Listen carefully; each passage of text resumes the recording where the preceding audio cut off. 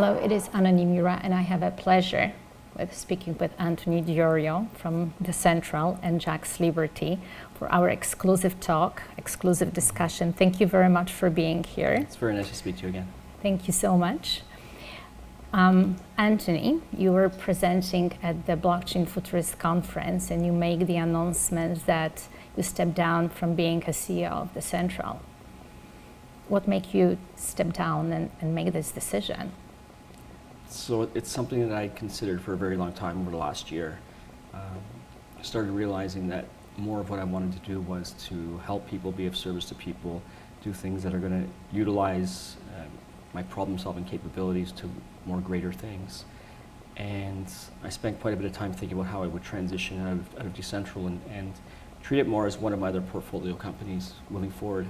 Also because I'd done some things that, the way that I like to do things, not raising capital, just some of my philosophical things that I did running the company, I think could be better served with someone else running and doing more in a traditional fashion that I think that I didn't want to do, such as raising capital for the company, such as certain things that, according to my principles, I wouldn't necessarily want to do with me at the helm. So the idea was to turn it more into one of the companies that I invest in. I'm still chairman of the board. And I've been positioning Maggie Zhu, who's my girlfriend and has been with the company for 2 years, to transition into the position, and working with her and living with her for such a long time and seeing how I do things and becoming very multidisciplinary in the things that she was doing in order to be very well-rounded as a CEO was something that it became a very easy decision over time. And it's something I'd actually told her very early on, kind of in the first days we started going out, that one day you're going to run the company. So that's what we decided to do. No pressure on her. No, I'm confident she's going to do extremely well, and I'm going to be here along with her. So a lot of confidence in what she's done and what she's going to do, and the excitement and energy she has to take things to the next level and allow me to focus on what more my passion is, which is solving world problems and helping people, being of service to people, and utilizing the principles, tools, processes, things that I've developed over the years to take it to a level of tackling problems, tackling things from a different perspective than a lot of other people do. And I've been building a formula for problem solving over the last year that can really, it's like a general problem solving formula that can take any problem, and using principles, tools, and processes that I've developed have a very good chance of solving the problem, no matter what type of problem it is or what aspect of starting a new company or anything. I'm finding more and more that this model and the framework that I've developed is quite successful, and that's where I want to focus my attention on. At some point, you've been a lecturer at different universities, University of Nicosia, and also last year you've been lecturing at University of Toronto at Rotman Business School. Are you enjoying that part? Are you enjoying talking to young people, to younger generation, and seeing the enthusiasm and at the same time the hunger for knowledge and learning from you? Definitely, and it's a little bit ironic because I've never been a person that enjoyed school growing up. And I don't necessarily like teaching and following curriculums. I like talking, and I like kind of letting things flow a lot, just like I do with any of my talks. I never script or really even plan what I'm going to talk about before I go up on stage on anything. I generally just look at the audience. Feeling from the heart? Yeah, just kind of, I think when I structure things too much, I end up getting more confused, and I don't follow the structure, and I like to adjust things based on the audience and based on questions and based on interactions with the audience and what I'm seeing with the audience. So my thing has always been to not think about stuff really before going on stage, and just kind of looking at the audience and be able to see and just let things flow. And I start off usually with a lot of questions for the audience, and I get an idea of what it is that they're looking to get out of the talk, and if I can kind of put things down a path that they're really going to get a lot of value out. So at the Futurist, our question that we started out with was, what's your why? And we actually were asking the audience, why are you here? What is it that you're hoping to get out of this? And it ended up being a lot of the responses were what's. I want to learn how to do this. Okay, but why do you want to do that? Really digging back multiple layers to really determine what are people's whys. The magic of why. Yeah, the magic of why. It's something that I've grown up with, always questioning why. It was something that came from my father, who was an inventor, someone that always would drive him crazy when things didn't make sense to him, and he'd try to figure better ways to do things. So that always questioning of why is it like that, and drilling down Toyota does something, it's like the 5 whys. Yes. Generally, it takes 5 different whys to figure out what the root cause, and everything else is just symptoms of the why. But if you really drill back and try to do it, and then be able to use the problem-solving capabilities that I've got, or that my dad's had, you end up creating new things that people haven't thought about before. So during the talk of the future, so yeah, really drilling down, and it was nice to have a number of people afterwards and then send me emails about, you really got me thinking about, or myself and the gentleman Cal, who was presenting with me, was really got me thinking about what is my real why. And I think without knowing what the why is and why you do things, it's very difficult to align yourself with your job, what you want to do. And I think really considering that and starting with that, and there's a famous book called Start With the Why, and that's not really related to what I generally do, but figuring that out first, and then everything kind of flows from that. And for my why is to improve life. That's very, it's very, very, can be many different things. And I haven't fully baked out what that means yet, but for years that's been to improve life, to improve freedom. Everything I've done in the past is all about, is what I'm doing, creating more freedom for myself and creating more freedom for others. I don't like being controlled. One of the reasons I never liked school, being told what to do, and this is how you have to do this, and you have to go to the washroom to do this, and it's something that never really aligned well with me. I did enjoy computers growing up and technology, and that's something that's been all my life, and then got into business and really took a liking for economics, and all these things kind of bundled together to when Bitcoin kind of fell on my lap right at the beginning. This was kind of that, okay, I can put all these things together and do that. So starting out with the why, for me, the why is, again, improving life, and then knowing where I want to go with things. I want to do things that is going to improve people's lives, make people's lives better, and not just even people, but life in general. And you kind of piece things together, and I found that I always tend to get to where I want to go by starting with here's where the end game is, and then using the capabilities and experiences and things that I've learned over the years to be able to piece everything together and puzzle things and bring in people that end up getting to where I want to go. And now I want to use that for, here's the problem I want to solve, here's where I want to take it, and now I've got processes, tools, and knowledge and principles that I put together in order to tackle these larger problems. It's very interesting that you're talking about education and the changes, and you want people to have a freedom. And Robert Kiyosaki and different people from business also, they were questioning the education and the system that it prepares young generation towards being rather the followers than the leaders. And then one way of recognizing a future leader is, having this rebellious child, right, in the school, which questions the system and doesn't really like following the curriculum.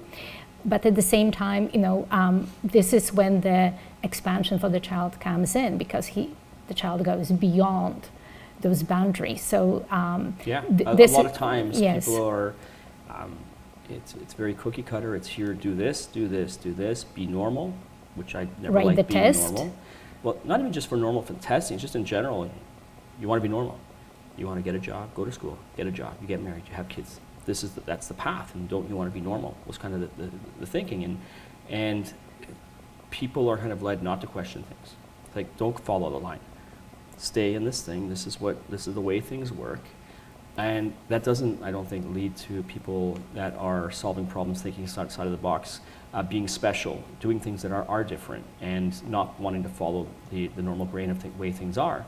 And for me, that's always been the opposite. I've always wanted to not be normal, to be different. And even at times growing up where there was a lot of resistance to being that way, I think over time it became clearer and clearer that is definitely the path to do, and to listen to yourself and listen to your inner self and to be following what you want to do. And there's ways to bake that in with principles that you can do that when you do that, more people are going to be successful. I like to espouse unity, bringing people together, not us versus them mentalities. These are principles that I've kind of followed with my things, and this goes into the problem solving formula as well. Creating wins for everybody. Win, win, win, win, win, win. Developing who the stakeholders are. Realizing any solution needs to create a win for everybody so that no one's against what you're doing. And when you have no one against what you're doing, everybody's for what you're doing, you have no resistance. Everybody comes together and realizes that the way that this is going is something that's going to bring everybody together, and that's how movements start. So the whole key, I think, is towards developing frameworks, developing formulas based on principles, right? These different, it has to be win-win-win-win for everybody. Mm-hmm. You got to do something that starts local and then spreads global. These are different principles that I brought together. Yes. And then you have to use your tools, and your tools are your network. Your tools are people you know. I've got a massive superhero problem-solving friends around the world that are going to help me to tackle problems as I'm identifying. And I'm kind of treating this as kind of like a superhero kind of mentality of there's a problem. We identify what the problem is. We then call in the superheroes of problem solving, which is a network, which is a tool. They then descend upon the problem. They work towards the problem. I take it through the whole flow. They disband afterwards, and I'm working, to champion the whole thing from start to finish. And based on this, it's got to create a win for everybody. You got to get as many stakeholders as possible in the equation, even ones that you wouldn't suggest were in the equation. And you want to bring them in and create a win for them, because now you want to get up towards 100% of the population behind what you're doing. Because if everybody, again, is behind what you're doing, there's no resistance. And when people think of competitors and people think of it's us versus them, these mentalities that's so prevalent in politics and so prevalent everywhere in the world right now, it's either you're for it, you're with us, you're against us. You're black, you're white. You're Clinton, you're Trump. That's no center. This whole thing. There's no center. There's no center. There's no even kind of getting a little bit off the fringes of the extremes as well. And I just don't think that it's something that creates the best solutions that everybody can get behind. So I think just a switch in the way people think about, hey, there can be wins for everybody. It's about thinking differently, thinking outside the box. It's putting the entrepreneurial mindset together, and that's where you say, well, I have to create wins for these 10 different stakeholders. I have to. There's no solution that I can come up with that doesn't do that, because I don't want 80% of the people for what I'm doing and 20% against. So it takes that extra thought process and the tools and formulas that I've been building in order to create those wins for everybody. And I think that's very powerful, and that's why I think I'm going to be getting a really good edge on tackling some of these major world problems with the formulas that I've been coming up with, and that's really where my goal is too. And I think from there, hopefully create movements based around love, optimism, positivity, all these positive things, removing negativity, and I think that will spread. There's actually one thing. I had a chance to talk to someone just yesterday about negativity, as you mentioned, and my comment to it was that we're using the same amount of the energy, either to be positive or negative. It's just our choice towards like which direction we are going to go. And either if we choose positivity, then of course we are evolving and we are just able to do something better and also give that energy to some other people as well, right? To bring the passion. A lot of people also are saying that change is difficult. Change is difficult because sometimes we thinking we are unique, what we have, I'm going to cherish, and we are kind of stubborn in what we have and we want to hold on to it. Not even seeing that, yes, sometimes grass is greener on the other side and just like move forward. And at the same time, because of that, people are starting to create some kind of the culture around them and holding on to everything what they have. And culture is one of the most difficult things to change. How this can be done? So there's two different things there. I think there's the the positivity, the negativity, the energies. So the energies, I think, of what you put out is what comes back. And I believe that. Do you believe in karma? Yeah, I do. I don't know if I'm correct in believing in karma or not, but maybe I'm 60-40 on it. I'm not one of those. Yes. I don't like to be very hard on things. So since you said, what you give, you get. What you give, right? you get back. And I think the espousing balance. energies of positivity, energies of love, energies of optimism, all these things, I believe people that start seeing that from other people realize that it's a better way to actually operate, and they're more happier, and they're more joyous. So I think the idea of spreading that and removing negativity. So I remember back when I was working at the TMX, I was the chief digital officer of the Toronto Stock Exchange a few years ago. Yes. And I remember being in my office, it was probably 4 or 5 in the morning. I would work from 4 to 8 in the morning, and then I would go and run Decentral after that. You are an early person. Yeah, I like getting up very early and going to bed early. I remember writing a line on the board, on my whiteboard, and listing every single positive word that I would want to be, and every single negative word that I wouldn't want to be. And the idea of just never ever considering those negative words again. Because what you don't think about or what you don't respond to, you don't have anymore. And if you're not responding to anything negative, if you're not responding and using negative words, so every time I use a word, I try to, if it does, what is the reaction that someone's going to get to that word? Even it might be a good word, such as, let's say the word well.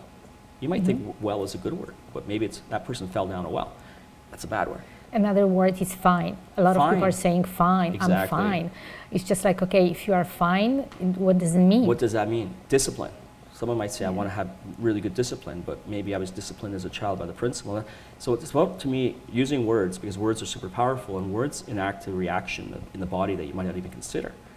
So when you're seeing things that are negative, I always try to bring it to the positive. Get rid of everything negative in my vocabulary. Every time I say a word that I think, oh, no, I don't want to use that word. What's a better word that I can use that's positive? And it's those energies, I think, that people realize and see. The smiles, the way people are seeing happy, it's like, I want to be like that. And I think that's the way that people start, that's very interesting, that person, or I like the way that the energy that they're putting off, and I don't have that. What can I do to do that? Yes. So I think with enough people and with enough frameworks and plans, and they say, it is my goal to change the world, and it's my goal to spread positivity and to help people and to be an example of what I think can lead to masses and movements of people being super positive, helping each other out, and removing the need for this I mentality and more of the we mentality and the us, and we're all one. Everything is one. And to unite people instead of bringing together apart, and just focusing on those positive things, I think allows that to spread. Do you see that also people sometimes feel that they just need to participate, they need to say the word, instead of actually sometimes taking the time and thinking what they need to say and how they need to say it? I think it's really important to like learn to listen. Learn to listen, and consider everything you do and why you did it. Why did I say that? Why did I just do that action? Is there a better way? And this gets back to the whys, right? If every single thing that we are doing... The reason and the consequences. The reason and the consequences. If everything that you do, if you're always in the desire to do it better, and everything you do, you're questioning, why did I do that? Is there a better way to do that? Is there something better that more aligns with the way that I say it? Is there a better way that when I'm helping that person, I'm learning from that, and there's a better way to do it? I mean, even us speaking right now, these are great opportunities, and speaking is a good way to actually see how to improve your speaking, but the listening, I think, is some of the most important stuff. So I think listening and speaking can be very valuable to other people, and it's to me about trying to always improve it, questioning why I did that. Is there a better way? Is there a better way to phrase that? Is there a better way that I can have body language that's going to show more love? I try to have a smile on my face as much as I can, and then when I catch myself not doing it, I say, hey, we want to do that. That's a better way of doing things. So, what's wrong? Yes. No, not just necessarily what's wrong, but I'm forgetting about that. Let's get myself back to that's how I want to exude energy, and that's what I want to do. So starting the change, starting with yourself, and as Michael Jackson said, like looking at the mirror. Yeah, looking in the mirror, and also I think it's very important not to tell people what to do. From day one, I've never told anybody to buy certain crypto, to buy Bitcoin, to buy Ethereum, ever. I've never told my dad what to buy. And he will ask me, and I'll say, hey, you know what I'm going to tell you? I've told you many times. I don't want to be the person responsible for any decision that you make. So it's very important, I think, for the individual to make their own decisions in life. So whenever I speak, I really try to avoid you've got to do this, because then I become someone that someone might look up to and take my advice, which then if something goes wrong, it's, hey, I listened to that person, maybe they're not right. And it even gets back to the way parents potentially do things as you're growing up. When you see differences or you see things that don't align with how you are, it's, hey, I'm questioning that now. Does it mean I should question these other things that person said or did? But I think there is one more thing what you're doing then. You're just encouraging people to think for themselves and take responsibility for their actions. That's exactly it. So there's always these caveats that I say. This is actually Jordan Peterson in his book, 12 Rules of Life, if I remember the title correctly. He talks about it, like people avoiding the responsibility instead of taking the responsibility. Yeah. And okay, even if there is something wrong, don't be afraid to do a mistake. But what you can take from it, learn from it. Challenges become your opportunities. Embrace the challenges. respect them, I believe. You know, this is what I like to do. Yes, yeah. Not telling anybody to do that. Yes. But I think looking more and more about challenges in life is what you learn from, Yeah. and then you grow from. And there's nothing wrong with making mistakes. Mistakes are actually great as long as you're not. I don't think making Yes. mistakes consistently in the same area, or else you're not learning from it. So the idea that challenges are opportunity, that hardships and troubles are what really build up a person's character. I mean, tons of struggles that I've gone through in my life, from depression to other things, that's built me into who I am, and being able to understand that and then come out much stronger from it. So. But I think that's the beauty of life, that, you know, when you're down, this is when you actually can pick yourself up and you can, but I just think many people don't look at it that way. They look at it as the poor me, I'm the victim, instead of I have the ability to change. the victim mentality is very difficult to change. Yeah, but I think it can be done. And I think of course it can be done. showcasing the things, and You mentioned your dad and his principles. So how certain events in your life shaped you in a way? Like, what made you really kind of, you know, to become who you are right now? Yeah, I think what I mentioned about my dad was the always questioning why, and not liking when things don't make sense, and is there better ways to do things, and that's how he's invented things. That's how he's been a person that's very good at solving problems and what he does, and that's where I learned a lot from that. And then I've taken things to the next level by creating formulas and creating frameworks for solving problems. I think it's also just the love that my parents had, amazing parents. It was always kids first, always doing things, and even at times maybe where they didn't. You know, family values, and always doing what they think is best for the children. And it might not necessarily have been things that actually worked out to be the best for them, but that was always their opinion. That was always everything that they did on that sense. So I was always very active. I was involved in a lot of sports and things like that. That was always the way it was. What was your favorite sport? Hockey was my big thing. Do you still play? I don't. Do you miss it? I played hockey for about maybe 30 years, and do you miss it? Yeah, that's a good question. I haven't pondered that really in a long time. Well, you have the time right now to play. I do. I have a lot of free time right now. I've really balanced out things that I'm doing, and it's such an amazing feeling to have the opportunity to find that balance, because I was one that always went from peaks and valleys. Yes. I would go into things very hard, and then it gets to the point where I become overwhelmed, and I've taken on too much, and then I don't want to do anything, and then I'm down at the bottom. And then I need to take time to regroup, and time to reflect on what caused that, and what I need to do to get back to it. And that's where I'll do silent retreats. That's where I'll do meditation. I'll do a lot of reading and writing. And my goal, as I was doing these peaks and valleys, was to figure out a way that I can consistently stay balanced over time and be able to take anything on, but still make sure that I'm allotting the time for myself that's needed on a daily basis in order to draw back from this world, this very intense, fast-moving technological world that's very difficult to keep up with. And if it's hard for me to keep up with, I can imagine how the older people keep up with things. Things are advancing so fast, and many people, I don't think, know what to do and how to deal with the bombardment of information and things that are coming at us on a daily basis. And this leads to the depression. It leads to the use of medications, all these different things that people do, and I think about finding that balance. It's scary. It's scary how how much people are trying to escape their life and try to find solution in the wrong direction. You mentioned you like reading, fiction or no fiction? Generally nonfiction. Yeah. What's your favorite topic? Well, something that I read frequently that I really enjoy. I like things that are very easy to go through. I think clarity of message is very important, and you have clarity and you have noise. And a lot of books that I read, there's a lot of noise involved in it. There's a lot of things that the brain doesn't actually want to absorb. And the hype, it's like sometimes they are like it's very fluffy, too much, it's very filler, that uses standard cookie cutter formula. I like books that you can tell that the author he's different, he's written every word. I liked, we talked earlier about some Stoicism, not here but prior, and I like the Daily Stoic.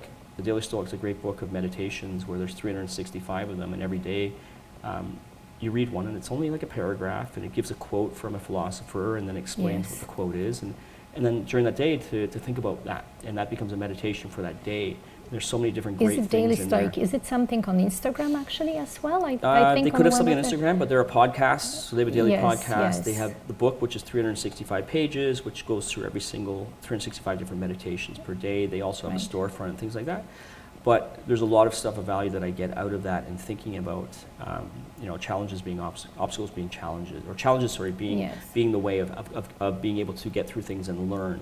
And the troubles and hardships that you go through in life is what you want to, because that is actually how you're progressing into learning and moving forward.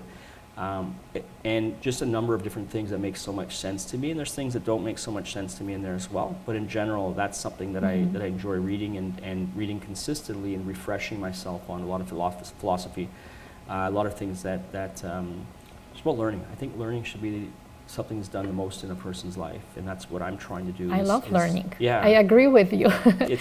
I should think be like nonstop learning. every single day, I think this is how we evolve, right? We're learning from what we're doing, we're learning from our mistakes, we're learning from books, from notes, or from one word what someone said, and we can pick it up on that.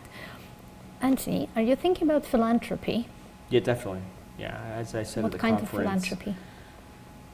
Wellness, well-being, having programs and frameworks that I can work on with friends and family to balance lives that I see in those around me that are challenged, or that are, I don't like to use the word lost, I find it as a negative word, but you look around and there's just a lot of people that just seem to be in a state of not knowing what to do and how to handle things, and it's a struggle. And I think being a guide, or being someone that can help people and listen to people and understand and be able to categorize people. Okay, this person is I recognize this as that person, because it's the same as when I was dealing with another person, be able to identify, I'd be able to listen intently, and be able to provide a plan of action if they want to listen, about here's where I think you can do it in order to provide more balance, which will lead to more joy and happiness in your life. So I'm considering getting some land in Costa Rica, setting up a wellness center over there for friends and family, and then eventually have something that I would use for the general public once Costa the Rica is models beautiful. happen. I was there a few weeks ago. It's really You phenomenal. enjoyed it? It's, I like the fact that there's no army. I like the fact that it's 99% renewable energy. They're all about protecting the rainforest, and it's just such a peaceful calm there that I'd love to spend more Yes. time there during the year to balance out. I live in downtown Toronto here. It's I think too much of this on a day-to-day basis. You start shifting towards this, and without the balance to bring you back and resetting and being able to have that consistent balance, I think it leads to a lot of the troubles that we've seen and that I've gone through. Do you think that city life is tough? I think it can be tough, but depending on what you do, it can also be easy to do the things that meditation, yoga, really internalizing things, spending time in silence, all those things which I think can counteract the busyness of cities. Silence, as you mentioned, as we said, people need to listen more, and sometimes spend time with themselves, listen to themselves as well. Yeah, I do silent retreats. I'll do it in my home. I'll do like a week of silence with no technology, and just reading and writing and fasting for 5 days with just tea and water. Those things really I find helps to create a reset. Are you fasting sometimes? Yeah. Are you doing like intermediate fasting? Yeah, it changes depending on what I'm doing, where I am, and different things. If I'm traveling, food is always a different thing than normal. Ideally for me, the day looks like getting up around 4, spending a couple hours by myself. I find that's the best time to not have any distractions It's or quiet. things going on. It's That's definitely right. quiet Yeah. during that time. And then, doing more things, whether it's around 8 o'clock or so. I like to be going out for a lot of bike rides, and I've been going up to the gym, 3 times a week, 4 times a week. That's up in Vaughan, so outside of the city, which gives me a chance to visit my parents, which are up in that area as well, which is nice. And then through the day, ideally I don't want to be eating till after lunch, till maybe 3 o'clock, 4 o'clock is generally, this is the ideal situation for me. Yes. So, and then getting to bed by about 9:30, 10 o'clock the latest. 6 to 7 hours of sleep is usually pretty good for me. I find the less that I eat, or depending on which foods I eat, the less sleep that I need. So eating the right foods, which are not hard to digest, enable me to not require as much sleep, because the digestion is a very burdensome thing on the body. And if you can make it much easier for your body to digest, it doesn't need as much rest and sleep. So getting down to about 6 hours of sleep, and then if I'm not eating 9 o'clock till 2, 3 in the afternoon. That's quite a good intermittent fasting period there that I think is quite helpful. It's actually amazing how much people eat when they are stressed. That's another thing. So they eat to release the stress, and at the same time they are different venues to deal with the stress, and then have healthier eating habits as well. Yeah. Are you thinking about writing a book? I've thought about writing a book for years. I don't like the general formulas of the way that books are done. I don't think it needs to be something that needs to be super long. I like to be very concise with words. I don't like to have a lot of fluff and things. But yeah, I think it would be helpful to... A book of values. Yeah, it's values, principles, processes, formulas, all those things that something that makes it easier for me to... It's easy to work one-on-one with someone, but I think the goal is to always create a scalable model where you can get out to the masses. And if you have a plan of action that creates movements and gets out to the most amount of people, because I can't do things that's going to be one-on-one. So I've always tried to come up with something, a solution, a framework that works well one-on-one, test it out. So this is the local, test and do local, and then scale global. That's kind of the mentality I've had and one of the principles that everything should be able to be done local, and you solve something here, and then you look at how you scale that out in a way that I'm not necessarily doing it myself, but it creates movements so that based on the principles of everybody winning and uniting people, that eventually people will start moving towards doing that, and it spreads out on its own. That's kind of that principle of think global, act global, Yes. act global. You gave me the answer to the question I wanted to ask you. Oh, okay. Because one of the things which I've noticed, like people sometimes spreading themselves too thin, that they just, literally they want to start everything big and be everywhere and attend every single event instead of actually, concentrating on certain things and be a little bit choosy and say, okay, this is good for me, but I'm going to build at this particular point, and then when I have this foundation, then kind of exactly. go higher. This is something that I did, that I've done all my life, which is really go deep and hard into things and just, crush it, just keep on moving. And this happened with the Bitcoin space. Hearing about Bitcoin in 2012, starting the Toronto Bitcoin Meetup Group, bringing people together, all the ideas coming together, setting up national organizations for nonprofits. Yes, that was actually amazing. Starting Ethereum, creating wallets. I had so many projects that were going on at one time, and that leads to the issues. And I think creating more balance is what I've been striving for in a way that I never get to say, I'm doing too much right now, and I need to stop doing what I'm doing. So it's really about taking things slower, but finding that good balance, because I still want to do things in an expedited way, but not to the point that I'm going to get overwhelmed and overloaded. But that was the fascination. You were fascinated. I was fascinated with that, yes, but it also was a learning experience of that leads to issues. I've got to adjust in order to still do what I want to do, but maintain the balance that I need in order to carry it out. I know that right now we are going to have a different role, but still you are involved in that community. You want Decentral to prosper, Jack's Liberty to prosper, and you want just generally people to understand their freedom and use it, and you want to spread that information around. I do, but I've also had a really amazing lesson with freedom over the last year as well. I realized as more and more I was pursuing freedom, the less freedom that I actually had as well. And that was a really eye-opening experience of, people go through their phases of, okay, you get to a certain amount of wealth, you then experience okay, I'm going to go out and I'm going to buy lots of stuff. And then realization of, wait a second, this now becomes much more headache and hassles having this stuff. So I'm really on a downsizing. You have to maintain model. this stuff. You have to maintain this stuff. When you have 8 cars, you got to take the cars and you got to get them made. It just ends up to being way more work. I had my security details, which I've definitely cut back on. I still have ways that my security that I'm aware of and that I utilize, but I had 8 security at one time.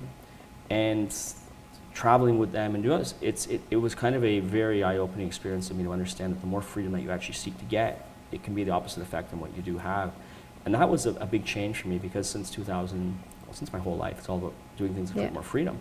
Since Bitcoin, it was all about being in control of your own money, be your own bank, being able to interact with individuals without needing intermediaries, all these things which was like, this is great, this will lend more freedom.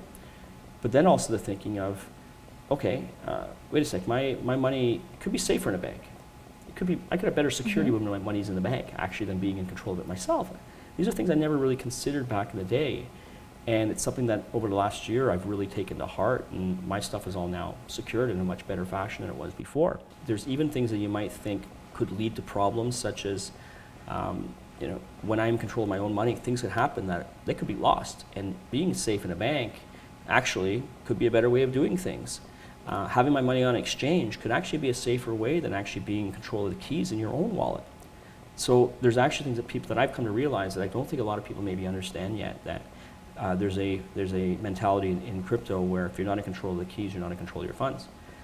And I think that it's not always necessarily the case, and there could be more risks with being in control of your keys. And I've learned this stuff by having and creating wallets that allow users to be in control of their keys themselves. But that has its own risks as well.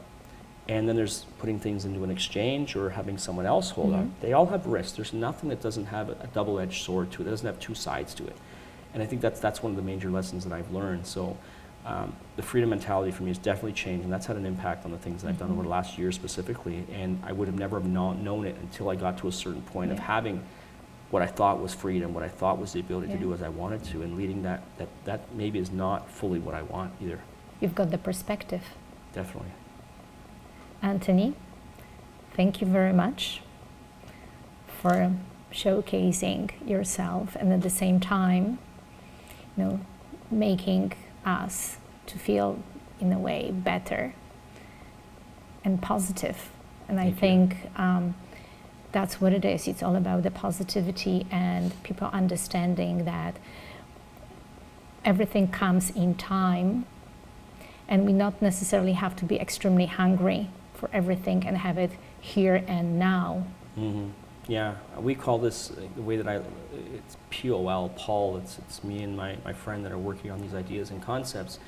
It's positivity, optimism, and love, and treating that in every engagement, every interaction, and thinking about those things first, and am I doing that before responding, before providing reactions? And I believe if everybody was to look at things in the light of positivity, optimism, and love, and then responding or reacting, and getting away from those instinctual reactions of fight, flight, I'm here to survive, I think there'd be a lot of changes in the world, and that's what we're trying to bring forward is the idea of Paul. I'm actually very happy in a way right now. Can I say that you are stepped down from being a CEO and you're transforming into being actually chairman of the board and having that time to spread those messages, because otherwise you will be concentrating more on the technology, whereas there's more to technology, and absorbing that and balancing the technology and your life and understanding what you are here for. And here I think I'm here to take technology, I'm taking entertainment, and I'm taking problem solving and being of service to people and wrapping those all things down to create movements of people that are going to change the world. And that's what I'm shooting for. I'm looking forward to the future. I'm looking forward to Anthony's future. Thank you. Thank you so much, Anthony. Thanks.